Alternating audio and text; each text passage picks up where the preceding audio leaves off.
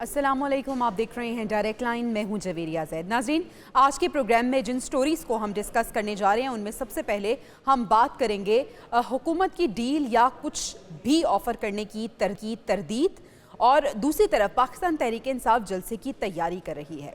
आज की दूसरी स्टोरी में जिक्र करेंगे सुप्रीम कोर्ट में फौजी अदालतों में सिविलियंस के खिलाफ इंट्रा कोर्ट अपील पर समाअत हुई, जहां आईनी बेंच के जज की तरफ से ये सवाल उठाया गया कि क्या फोर्सेस अदालती इख्तियार का इस्तेमाल कर सकती हैं। और प्रोग्राम के आखिरी हिस्से में बात करेंगे वजीर खजाना की, जिन्होंने AI की मदद से टैक्स बढ़ाने का ऐलान कर दिया।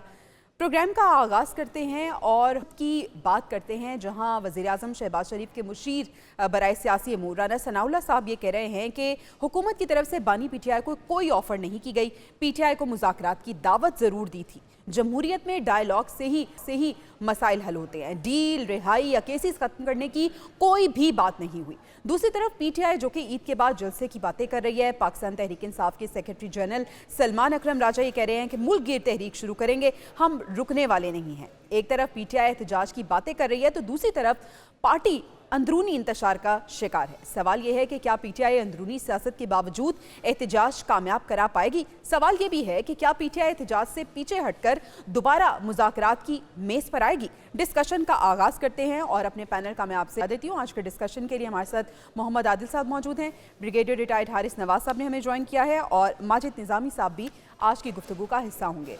आदिल साहब, पाकिस्तान तहरीक इंसाफ की जो एहतजाज या जलसे की तैयारी है उस पर भी हम बात करेंगे, लेकिन सबसे पहले हम बात कर लेते हैं राना सनाउल्लाह साहब की, जो ये कह रहे हैं कि जमहूरियत में डायलॉग से मसाइल हल होते हैं। ठीक है, डायलॉग से मसाइल हल होने थे। मुज़ाकरात की मेज़ पे हमने देखा कि हुकूमत भी आ गई, पाकिस्तान तहरीक इंसाफ भी आ गई, लेकिन फिर उन्होंने कहा कि ना तो बानी को हमने कोई ऑफ़र दी है, ना कोई डील, ना रिहाई और ना केसेस ख़त्म करने की बात हुई है। अगर कुछ भी ऑफ़र नहीं करना था या कुछ भी डील नहीं होनी थी तो फिर उन मुज़ाकरात का मकसद क्या था?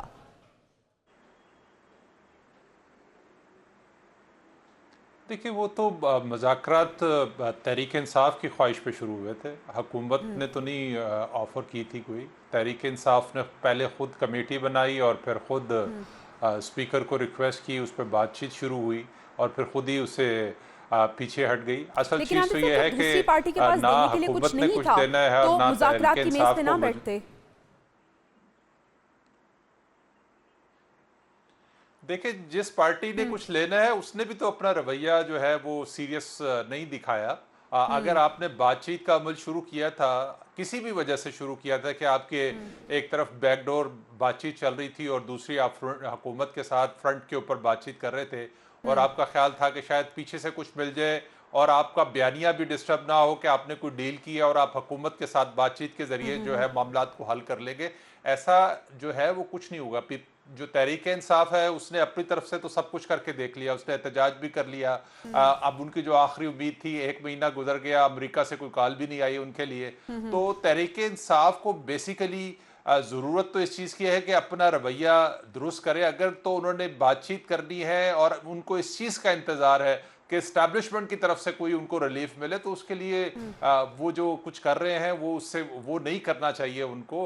वो एक तरफ आर्मी चीफ को खत लिखते हैं और वो सरेआम खत लिखते हैं, यानी कि वो कोई सीरियसपन नहीं है। जैसे आर्मी चीफ ने खुद उसको एक सियासी स्टंट के तौर पर लिया कि वो एक सियासी स्टंट है, यानी कि आप सरेआम जो है फौज की क़यादत के ऊपर तनकीद भी करें और आप ये ख्वाहिश भी रखें कि फौज आपको जो है वो आपके मामलात में रिलीफ भी दे दे, और फिर आप ये भी ख्वाहिश रखते हैं कि अगर आपको कोई रिलीफ मिलता है तो उसका डील का तासर उसके ऊपर ना जाए। तो आप अपनी तरफ से अपने सारे मामलात करने के ख्वाहिशमंद है, लेकिन दूसरी पार्टी को लेकिन खुद आप को कुछ बिल्कुल देने के पाक लिए साफ भी तैयार रखना नहीं है। चाहते हैं। तो ऐसे ब्रिगेडियर में साहब, तो अगर हम बातचीत पहले मुज़ाकरात की ही बात कर लें, जिस तरह राना सनाउल्लाह साहब की भी जो गुफ्तगू सुनी होगी, नवाज शरीफ साहब भी कह रहे हैं कि ये जो गिरोह है ये संजीदा मुज़ाकरात और सियासी अफाम तफहीम की सलाहियत नहीं रखता।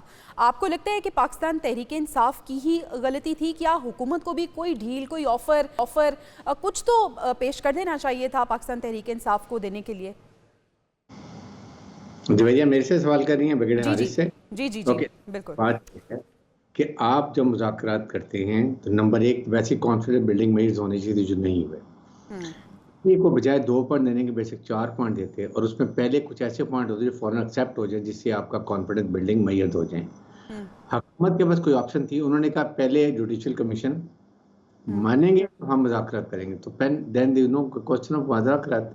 मुज़ाकरात तो वो होते हैं, बैठते हैं टेबल पर क्रॉस पर, बात करते हैं, एक दूसरे का नुक्ता नज़र समझते हैं, फिर आप उसके बाद 2-3 दिन के बाद दोबारा बैठते हैं और आपको डिसीजन आ जाता है कि ये 2 पॉइंट हमने एक्सेप्ट कर लिए, ये 2 पॉइंट ये कोर्ट पे चल रहे हैं, इसके लिए आप कोर्ट का, बट वी विल ट्राई कि आपको प्रोसिक्यूटर को कहेंगे कि जल्दी केसेस पे करें। That's the way. लाइक मैंने पहले भी कहा था कि पीटी को भी चाहिए था कि जी हम जब तक मुज़ाकरात हो रहे हैं, हम सोशल पर कोई ऐसा नैरेटिव नहीं बिल्ड करेंगे मुसल्लह अफवाज के खिलाफ हो या हुकूमत के खिलाफ हो। नंबर 2, हम कोई लॉन्ग बात चेक दही चौक की तरफ नहीं करेंगे, हम प्रोवोकेटिव लैंग्वेज इस्तेमाल करेंगे। यही गवर्नमेंट कहती है जी वो के एक मीटिंग के बाद कहते हैं हमने वो के लोग जो बिल्कुल माइनर केसेस में थे हमने उनको छोड़ दिया, बाकी ये प्रोग्रेस है। जुडिशियल कमीशन, इसके लिए हमारी ये कंडीशन है, क्या आप इसको मानेंगे, उसके डिसीजन को मानेंगे, हुकूमत जिसको डिटेल जज करे क्या आप मानेंगे। इस तरह की बातें करके प्रोलॉन्ग करके then you could have find some possible way out. और जिस तरीके से अभी चीफ आर्मी स्टाफ की बात की जा रही है, this is no way, they want to ridicule फौज नहीं करेगी एस्टेब्लिशमेंट। फौज अपने सिक्योरिटी इश्यूज के बहुत इन्वॉल्व है, they mean to do business, वो चाहते हैं मुल्क से दहशत खत्म हो, जहाज शहादतें भी दे रहे हैं, लेकिन पूरी कौम को साथ खड़े होने की जरूरत है। बार बार मैं कहता हूँ बिल्कुल ऐसी है। माजिद साहब, मुज़ाकरात की नाकामी का कसूरवार आपको कौन लगे, हुकूमत या पाकिस्तान तहरीक इंसाफ का रवैया? अब हम देख रहे हैं कि वो ख़त भी लिख रहे हैं, एस्टेब्लिशमेंट से बात करने की कोशिश भी कर रहे हैं, लेकिन हुकूमत से मुज़ाकरात का बायकॉट कर दिया उन्होंने। कसूरवार कौन? जी, मुझे लगता है कि इक़्तिदार के अपने मसाइल होते हैं और जो लोग इक़्तिदार में होते हैं उनके अंदर तकब्बुर और रौनक का आना पाकिस्तानी सियासत में बड़ा फितरी सा लगना शुरू हो गया है।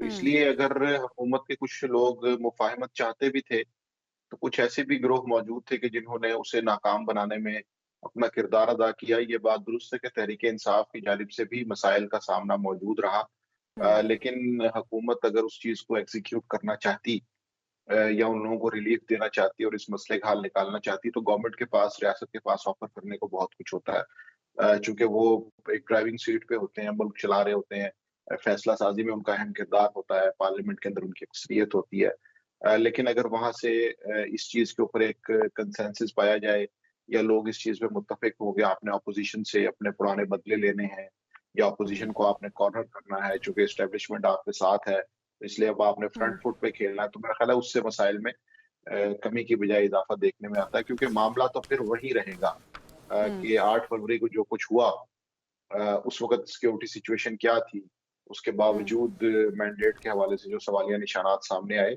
मसला तो उनका है, मसला जलते जुलूस में लोग हैं और आने वाले लोगों की तादाद का नहीं है। वो मामला तो जूँ का तू रहेगा कि 8 फरवरी को जो इलेक्शन की शफ़ाफ़ियत पे संजीदा सवालिया निशानात उठे हैं, जब तक उनका जवाब नहीं आएगा तो ये चीज़ें इस तरह चलती रहेंगी। हाँ, उसमें ऑपोज़िशन कभी कमज़ोर हो सकती है, कभी बेहतर हिकमत अमली अपना सकती है, लेकिन हुकूमत को इस मामले पर तो जवाबदेही का मामला रहेगा। ठीक है आदिल साहब, अब हम बात कर लेते हैं पाकिस्तान तहरीक इंसाफ जो एहतजाज की कॉल दे रही है ईद के बाद, तमाम तर तय उन्होंने कर ली हैं। आपको क्या लगता है कि वो पार्टी जो कि अंदरूनी इंतशार का शिकार है वो एक ग्रैंड अलाइंस बना सकेगी, और अगर ग्रैंड अलाइंस नहीं भी तो इंडिविजुअली एक ऐसा पावर शो या एक ऐसा एहतजाज और जलसा कर पाएगी कि हुकूमत को हिला सके?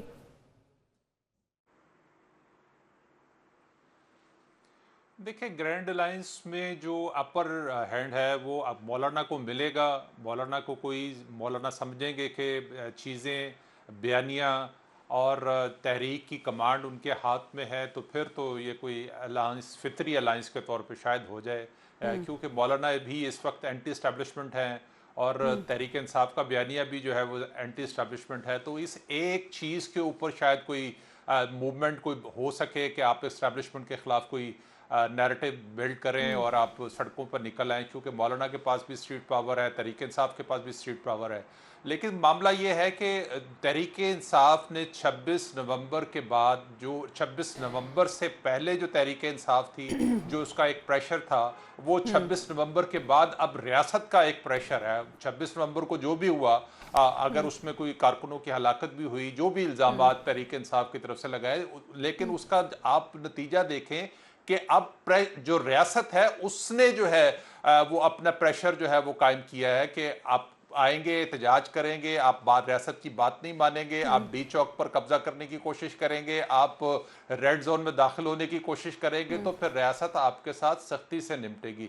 तो आने वाले दिनों में अभी देखते हैं कि मौलाना नवाज किस शरीफ साहब ने भी इस एजेंडे पे हवाले से तहरीक इंडिया दे दी है। इंसाफ के और साथ आज जो की है, डेवलपमेंट आदिल वो साहब ये भी रही सड़कों पे कि निकल लेंगे। 26 नवंबर के एहतजाज में जो गिरफ्तार 120 से जायद पीटीआई वर्कर्स थे, उनकी जमानतें भी मंजूर हुई हैं।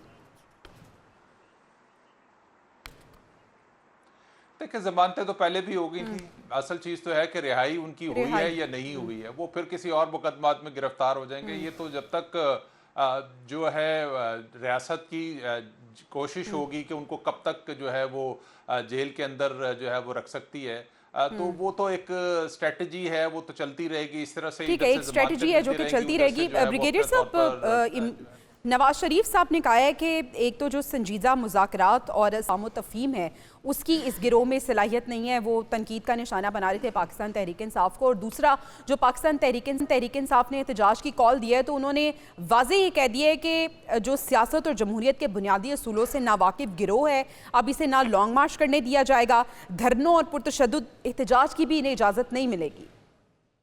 देखें, पीटीआई हैज़ टू प्रूव कि ये एक जमहूरी पार्टी है। अगर आप वो जो बात कर रहे हैं, ग्रोह की बात करते हैं, जो भी बात करते हैं, जब आप मुज़ाकरात कर रहे थे तो आपको ये रियलाइज पीटीआई का होना चाहिए कि एक पॉलिटिकल पार्टी दूसरी पॉलिटिकल पार्टी से बात कर रही है। एक दुश्मन दूसरे दुश्मन से नहीं बात कर रहा। अगर आप चाहते थे कि ये कोई इसका हल निकल आए, बेहतर हल हो, तो आपको क्लियर करना चाहिए था कि आप मुज़ाकरात में सीरियस हैं, आप कहीं ना कहीं गिव एंड टेक करते और आपकी इंटरेस्ट था। You are on a weak wicket. हुकूमत बिल्कुल बात ठीक की है आदिल साहब ने कि 26 नवंबर से पहले पीटीआई वाज स्ट्रांग, बट अब आप वीक फिकर पे ना, आपने अपना जितना शो दिखाना था दिखा लिया विद जीरो रिजल्ट। इसलिए ये वक्त है कि आप अभी भी मुज़ाकरात की बात करें और अभी 2-3 महीने के लिए धरने, ये जुलूस छोड़ें, अपनी पार्टी को कंसोलिडेट करें, प्री मैच्योर जलसे मत करें। इसीलिए आपको नुकसान होता है। आपके टूट फूट पार्टी में हो रही है। वकला का एक ग्रुप है, सियासतदानों का एक ग्रुप है, बानी पीटी की अपनी से है, उसके बाद वो बुशरा बीबी का एक अपना ग्रुप बन गया और अलीमा सिस्टर का है। तो हाउ विल यू वर्क? आप पहले इनको कंसोलिडेट करें, फिर ग्रैंड अलायंस बनाएं। You have to give and take to Maulana Fazal Rahman. He is a very hard to settle. इसलिए उनको वो केपीके की ऐसी उनको डिमांड होगी जो इनके पास की नहीं होगी। एंड देन गवर्नमेंट के बाद बहुत ऑप्शन है इनको अपनी तरफ ल्योरेंट करने के लिए।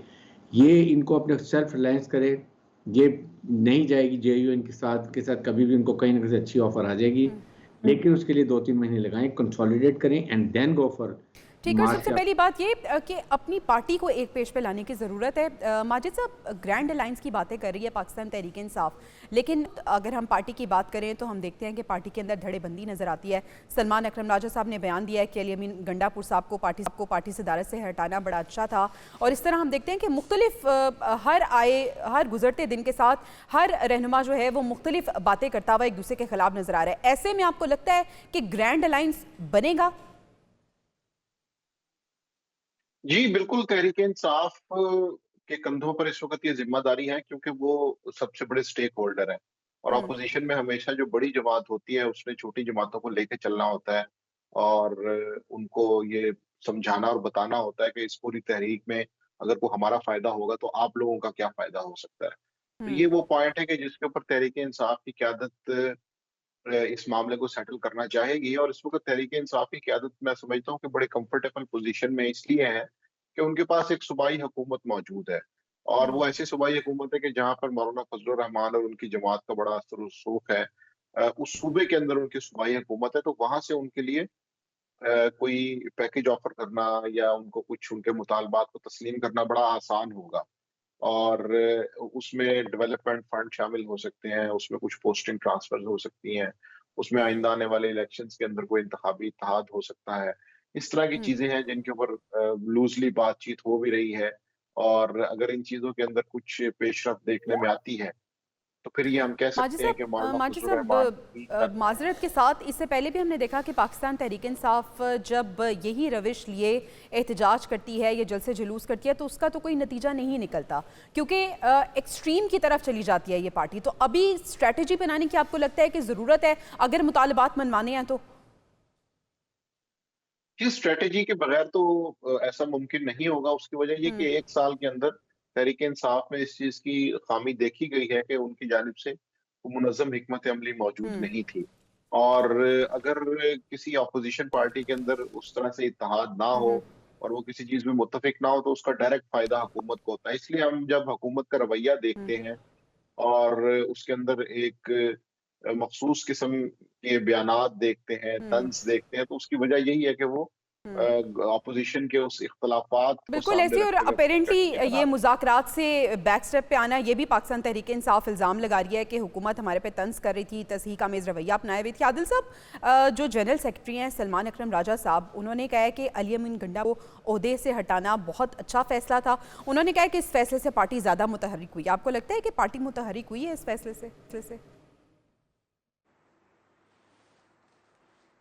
वो आज जो सवाबी का जलसा था उससे ही अंदाज़ा हो गया कि पार्टी कितनी जो है वो एक्टिव हुई है। और इससे पहले हमने जितनी भी एक्टिविटी देखी थी तहरीक इंसाफ की, वो यकीनी तौर पर उसमें समाई हुकूमत का जो है एक रोल था। 2014 से लेकर अब तक आप देखें कि जो केपी हुकूमत है, तहरीक इंसाफ के तमाम एहतजाजी जितने भी मामलात थे उसमें उसका रोल रहा। बतौर हुकूमत उसने जो है वो रोल प्ले किया। उसके अंदर वसाइल जो है वो जो है एहतजाज के लिए दिए। उसके हुकूमत के लोग जो हैं जलसे जुलूसों में शरीक होते रहे। तो अब आप देख लें कि ये जो स्वाबी का जलसा था उसमें एक बड़ा वाज़ा फ़र्क था कि एक तरफ सूबाई हुकूमत की इन्वॉल्वमेंट जब थी तो क्या था, और अब सूबाई हुकूमत की नाराज़गी के बाद तो जो इनके आपस के इख्तलाफात हैं उसके बाद की क्या सूरत हाल है। दूसरी चीज़ ये है कि निज़ामी साहब बात कर रहे थे, तो देखें मौलाना फजल रहमान की डिमांड क्या है इस्टेब्लिशमेंट से। वो कह रहे हैं कि मेरा मैंडेट केपी में चोरी हुआ है। और वो केपी में किसको मैंडेट मिला है? वो तहरीक इंसाफ को मैंडेट मिला है। तो अब देखना तो यह है कि क्या मौलाना जो है वो तरक्याती फंड्स लेकर मान जाएंगे, या वो जो मैंडेट चोरी का जो एक बयानिया बनाए हुए हैं इस्टेब्लिशमेंट के खिलाफ कि उनका मैंडेट चोरी करके तहरीक इंसाफ को दे दिया, वो उस पर कंप्रोमाइज़ कर लेंगे। तो ये असल चीज़ तो ये है। अब आगे देखते हैं। अभी तो एक इनिशियल स्टेज पर है। अभी तो ये भी नहीं पता कि जो इमरान खान है वो मौलाना के साथ किस हद तक चलने पर राजी हो जाएंगे। ये ना हो कि मामला जो है वो आगे चले और किसी स्टेज पर जाके इमरान खान खुद जो है वो यू टर्न ले ले और मौलाना जो है बिल्कुल आदिल साहब, मैं यही बात ब्रिगेडियर साहब के सामने रखने वाली थी कि ब्रिगेडियर साहब, अभी तो बात हो रही है कि ग्रैंड लाया जाएगा, एहतजाज किया जाएगा हुकूमत के खिलाफ। क्या कोई ऑप्शन है कि यू टर्न ले लिया जाए? क्योंकि दूसरी तरफ खत भी लिखे जा रहे हैं और बड़ी ओपनली इसके बारे में बात हो रही है कि खत लिख रहे हैं और सलमान अकरम राजा साहब कह रहे हैं कि जिसको जहां पे पहुंचाने थे खत वो पहुंचाए गए हैं। कोई यू टर्न हो सकता है? देखें, यू टर्न तो ये दे काफ़ी, आपको पता है कि पीटी की बड़ी पुरानी आदत है। सेकंड, जब तक ये ट्रोलिंग बंद नहीं करेंगे, अपनी सिक्योरिटी फोर्सेस के एस्टैब्लिश के बारे में अपने रवैये को चेंज नहीं करेंगे, जमहूरी तरीका नहीं इस्तेमाल करेंगे, इनको कोई उसका बेनिफिट नहीं है। या फिर ये फील के एस्टैब्लिशमेंट को लुक आफ्टर करेगी, no, they are out of it. आप साफ उन्होंने कह दी कि हुकूमत जाने और अपोजिशन जाने, वन थिंग। नंबर 2 ये है कि देखें, इस वक्त पहले पीटीए को चाहिए कि अपने आप को कंसोलिडेट करके तमाम ग्रुपों में मर्ज हों, आपस में इकट्ठे हम सोच करें, बताएं जेयूआई को, बाकी पार्टियों में yes now PTA is well connected और इनमें कोई अपने तफरकाबाजी नहीं है, then JUI will join. But JUI को ज्वाइन करने से के लिए इनको बहुत बड़ी ऑफर देनी होगी। गवर्नर सीएम बलोचिस्तान हो सकता है, ऐसी कोई चीज़ ऑफर दे सकते हैं, लेकिन उसके लिए आपको अपनी पहले ताकत बनवाएं, शो योर स्ट्रेंथ। और वो आपके जो आपस में जब मीटिंगें होती हैं, स्टेटमेंट आ रही है, कोहेसिवनेस आ गई है, वो आएगी। और सेकंड, इसके बाद देखें, बात यह है कि आप एस्टैब्लिशमेंट की तरफ देखना आप छोड़ दें। They will never look toward. मेरी कन्विक्शन है, मैं जानता हूँ जिस तरीके से जो हाल किया है, चाहे आप शहीदों का हो, चाहे 9 मई का हो, कोई एफर्ट हो, उसके बाद भी देख लें, अभी भी देख लें। इसलिए बेहतर है कि आप हुकूमत से ताल्लुकात की तरफ जाएं और असम्बली को फॉल करें। प्लीज़ असम्बली में जाएं और वहाँ रेजोल्यूशन लाएं कि हमें चाहिए है। ब्रिगेडियर साहब, आप कह रहे हैं कि हुकूमत से बात करें, लेकिन वो ये कह रहे हैं कि हुकूमत के पास तो इख्तियार ही नहीं है। हम उनसे बात करेंगे जिनके पास इख्तियार है। माजिद साहब, जिनके पास इख्तियार मौजूद है उनसे बात हो सकती है पाकिस्तान तहरीक इंसाफ की? सुन सकते हैं वो बात पाकिस्तान तहरीक इंसाफ की? जी, बिल्कुल, जिनके पास इख्तियार मौजूद है, वो हमारे सामने चेयरमैन सेनेट की मिसाल मौजूद है, यूसुफ रज़ा गिलानी की, कि उन्होंने एक प्रोडक्शन ऑर्डर इश्यू किया हुआ है और उसके ऊपर अमल दरामद नहीं हो रहा। तो इसका हुँ, मतलब ये है कि इख्तियार तो फिर कहीं और मौजूद है, हुँ, और फिर जब उसका इनकार किया जाता है, तो फैक्ट्स उसका साथ नहीं देते कि ये हुँ, मामलात अभी तक उसी तरह चल रहे हैं। इसलिए तहरीक-ए-इंसाफ की जो सियासी हुकूमत के हवाले से शिकवे-शिकायत हैं, उनके अंदर कुछ ना कुछ वज़न ज़रूर है। क्या शहबाज शरीफ तैयब उर्दगान तो नहीं है कि जो सिविलियन सुप्रीमेसी के जो है वो एक अहम किरदार हों, वो तो हुँ, डिपेंडेंट हैं, और वो कदम-कदम पे मुशावरत के साथ चल रहे हैं। तो इसलिए हुँ। मैं नहीं समझता कि इस हवाले से गवर्नमेंट का या रियासत का जो मौक़िफ़ है वो दुरुस्त है। मामलात हमारे सामने है कि किस तरह से चलाए जा रहे हैं।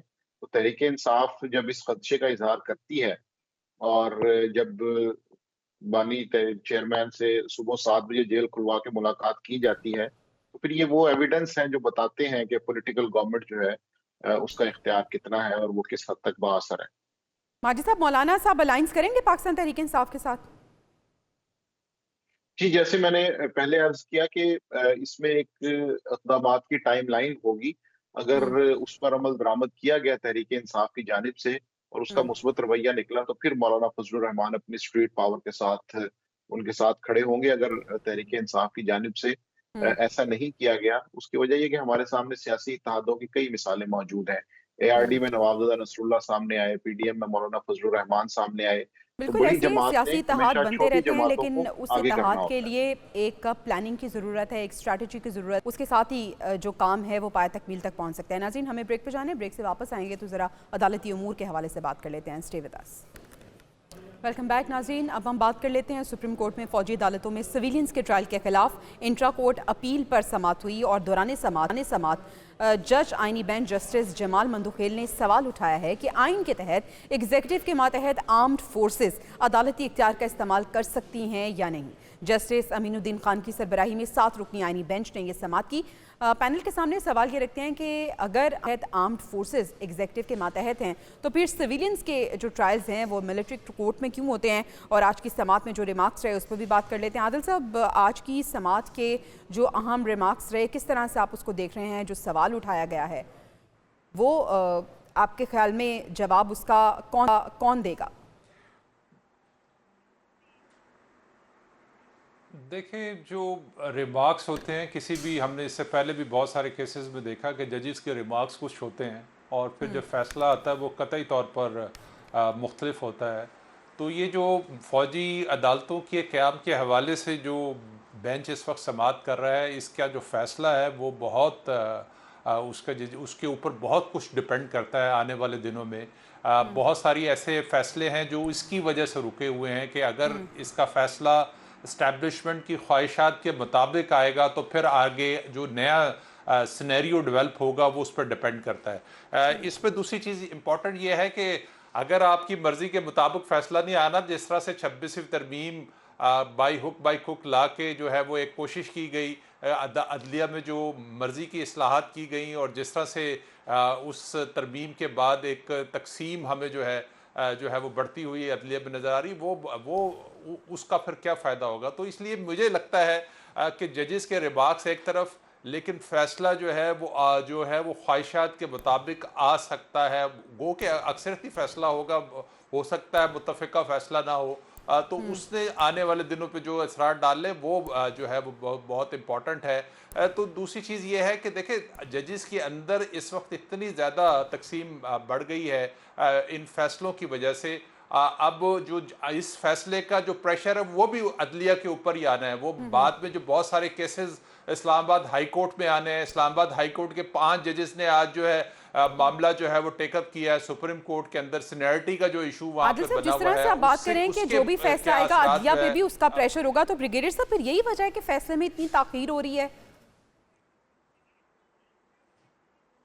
Honestly, I feel कि we are not realizing ये बहुत फेयर है कि आपने जिन्होंने 9th में किया है और शोहदा की निशान हैदर के की बेहरमती की है, कंटोनमेंट में गए, मिलिट्री इंस्टॉलेशन से गए कि उनको सजा ना मिले। आज नहीं मिलेगी तो कल खुदा न खास्ता और ज़्यादा होगा। You need to deter people doing such things. और इससे पहले भी इमरान खान की हुकूमत में भी उससे पहले नवाज शरीफ की हुकूमत में भी सब मिलिट्री कोर्ट्स के ट्रायल हुए हैं, लोगों को पनिशमेंट हुई हैं। इससे पहले बहुत होते रहे हैं और हुए हैं, और इसकी तकरीबन 84-83 केसेस हैं पीटीए के दौर में भी होते रहे हैं। बात यह है कि ये एक जो मिसकंसेप्शन निकाल दें कि वहाँ पर इंसाफ के तकाजे तमाम पूरे होते हैं।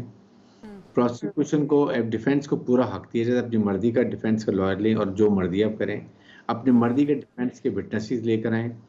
उसके बाद बहुत सोच समझ के फैसला होता है। वहाँ पर एक फौज का जो खास जैक ब्रांच, जज एडवोकेट जनरल का रैप, सीनियर रैप वो होता है, उसको कानूनी देखनी। और थर्ड, इसके बाद अगर खुदा ना खासा आपके खिलाफ भी फैसला आता है, आपके पास हाई कोर्ट भी है, आपके पास सुप्रीम कोर्ट भी है, आपके सारे ऑप्शंस पड़े हुए हैं। तो इसलिए military courts, we are very careful कि वो प्रॉपर प्रोसिक्यूशन एक्शनेबल एविडेंस के साथ डिसीजन दें, ताकि ये कोर्ट ऑफ लॉ में जाके हाई कोर्ट में चैलेंज हो जाए। That is very important and should be very clear. ये अननेसेसरी इस बैरियर को ख़त्म करें।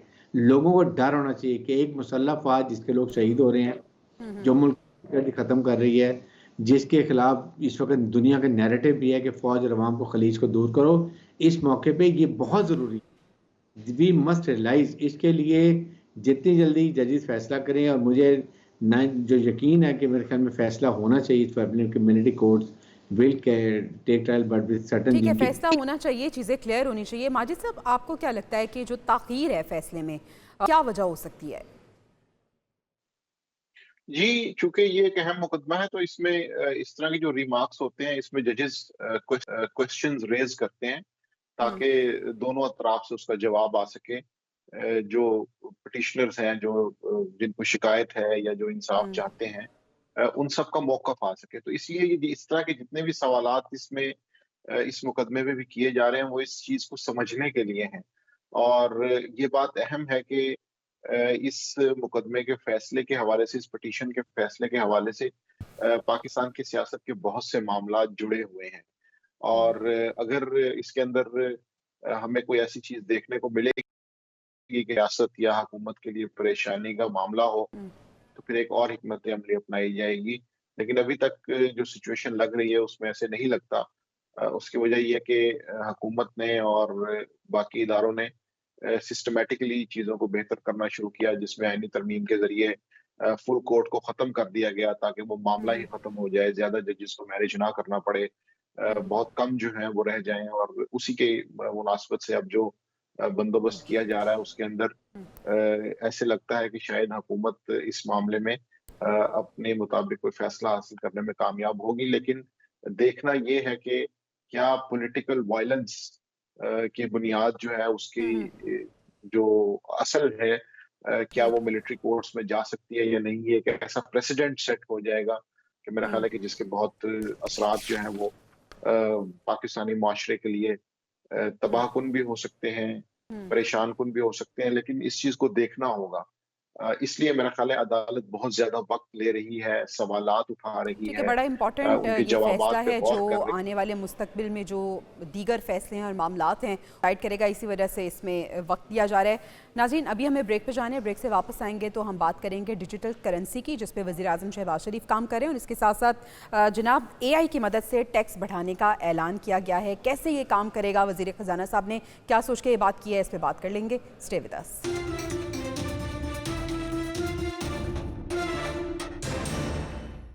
नाज़रीन, वफाकी वज़ीर ख़जाना मोहम्मद औरंगज़ेब साहब ये कह रहे हैं कि मुल्क में AI की मदद से टैक्स बढ़ाए जाएंगे। उन्होंने कहा है कि मुल्क बेजा मराद का मुतहम्मिल नहीं हो सकता, राइट साइजिंग का मुकम्मल प्लान तैयार कर लिया है। सवाल ये है कि क्या AI की मदद से टैक्स बढ़ाने से मुल्क के गरीब तबके को कुछ सहूलत मिलेगी, और क्या डिजिटल करेंसी, जिसके बारे में शहबाज शरीफ साहब कह रहे हैं कि रेगुलेट इसे किया जाएगा, इससे मुल्क में करप्शन ख़त्म हो पाएगी, और कितना फ़ायदा इससे होगा, अपने पैनल की राय पे जान लेते हैं। आदिल साहब, तो वज़ीर ख़जाना साहब की बात, वो कह रहे हैं कि AI की मदद से टैक्स बढ़ाया जाएगा। हम उम्मीद तो ये कर रहे थे कि AI की मदद से आवाम को कुछ सहूलत मिलेगी, टैक्स कम होंगे, टैक्स बढ़ा दिया जाएगा।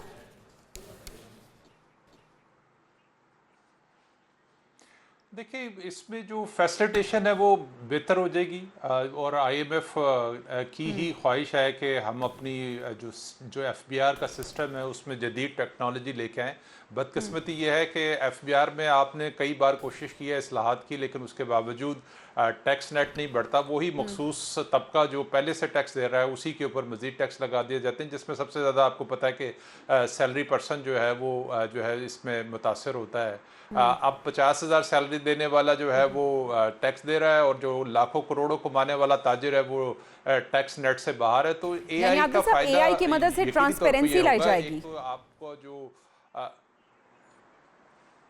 जी ट्रांसपेरेंसी आ जाएगी, और दूसरा ये है कि जो गलत अदादो शुमार जो आप अपने गोशवारों में जमा करवाते हैं उसकी निशानदही हो सकेगी, आइडेंटिफाई हो सकते हैं कौन से, और अगर आप जो तखमीना टैक्स का लगाते हैं अगर उसमें भी कोई आप गलत तखमीना लगाते हैं तो एआई की मदद से आपको बेहतर ऑप्शंस उसमें नज़र आ सकते हैं कि ये तखमीना गलत है, ये सही है, इसमें मज़ीद क्या इस्लाहत हो सकती हैं, या कहाँ पर जो है वो वीकनेस है। तो प्रॉब्लम तो एफबीआर के अंदर है, जो इतना बड़ा जो है वो सेटअप होने के बावजूद बिल्कुल ऐसे ही है, बिल्कुल ऐसे। ब्रिगेडियर साहब, एआई की मदद से अगर टैक्स इस्लाहात लाई जाएंगी, आपको ट्रांसपेरेंसी आएगी, और जो एक सिस्टम बना हुआ था अपनों को नवाजने का वो कम हो जाएगा।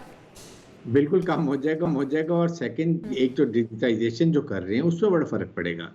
आपके ह्यूमन जो इन्वॉल्वमेंट है वो खत्म हो जाएगी। आप सारे जितना आपका टैक्स होता है वो करेंगे, आप स्कैनर लगा देंगे, आपकी पूरा डाटा फीड कर देंगे, और उसके बाद जो alternative intelligence will be able to tell you also कि कहाँ पर ये कवर अप करते हैं, जो अपने फिगर्स होते हैं वो कैसे किए जाते हैं। जो 3-4 हज़ार अरब की चोरी होती है एक साल की एफबीआर में, वो बहुत कम हो जाएगी। इवन इससे फायदा होगा ब्रिगेडियर साहब। और दूसरा जो डिजिटल करेंसी लाई जा रही है मुल्क में, आपको लगता है कि फायदा होगा उससे?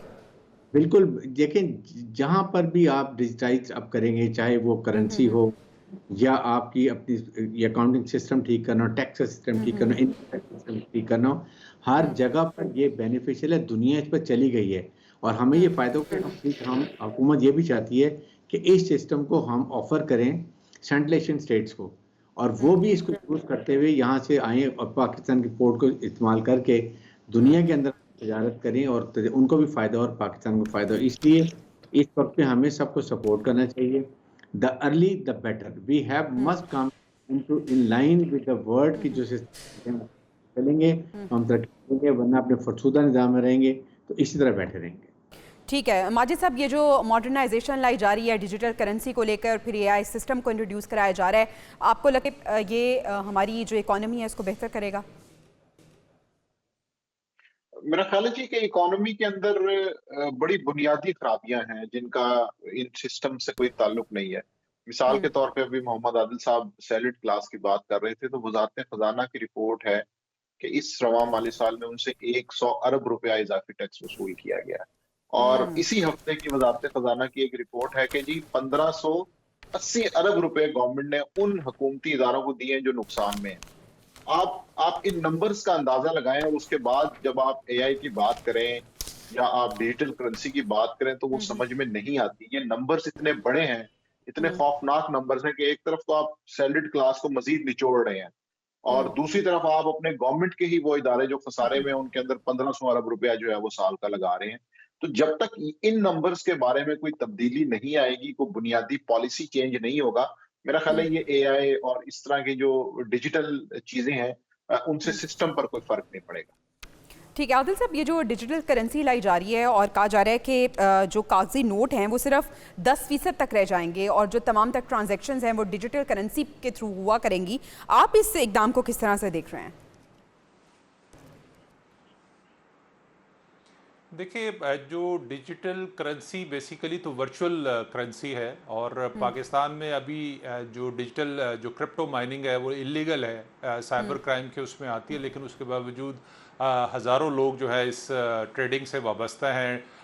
डेली जो है लाखों डॉलर्स की जो है वो वर्चुअल ट्रांजैक्शन होती है। इंडिया के अंदर इसको, और इंडिया समेत पूरे दुनिया के अंदर अब तो एक्सेप्ट कर लिया गया है। बहुत सारी जगह पर फिजिकल एक्सेप्टेंस आ गई है इसकी। तो इंडिया के अंदर तो बाकायदा जो आपकी इनकम है उसके ऊपर टैक्स है, तो पाकिस्तान भी जो वर्चुअल करेंसी है उसके ऊपर टैक्स लगा के इनकम के ऊपर जो है वो डॉलर्स कमा सकता है। फिर जो आपका जो डॉलर का डिपेंड करेगा, ये डिपेंड करेगा। ब्रिगेडियर साहब, पेपर करेंसी की तरह कहा जा रहा है कि लीगल टेंडर यानी हुकूमती जमानत की बुनियाद पर ये जो करेंसी या डिजिटल ये जारी की जाएगी। देखें बहुत ज़रूरी वैसे भी है कि आप अब इसको सारा कंप्यूटराइज कर लें, आपका सारा सिस्टम उसके नेट के ऊपर, आप उसी में स्टोर करें, waste of time, waste of manpower, कितनी चीज़ें हैं और दुनिया भी उसके ऊपर चलेगी। नाउ पाकिस्तान की हुकूमत को एक फैसला करना है कि हमने दुनिया के साथ चलना है। ठीक है, आपकी यानी डेवलप्ड कंट्रीज़ का मुकाबला करने के लिए हमें अपने सिस्टम्स में मॉडर्नाइजेशन ज़रूरी है, लेकिन फिर हम ये कहेंगे कि उससे अवाम को मुस्तफ़ीद होना चाहिए ताकि अवाम जो है वो थोड़ा सुख का सांस ले सके। नाज़रीन, आज से इजाज़त दीजिए। प्रोग्राम हमारे अगले हफ्ते आपसे मुलाकात होगी। अल्लाह ने के बाद।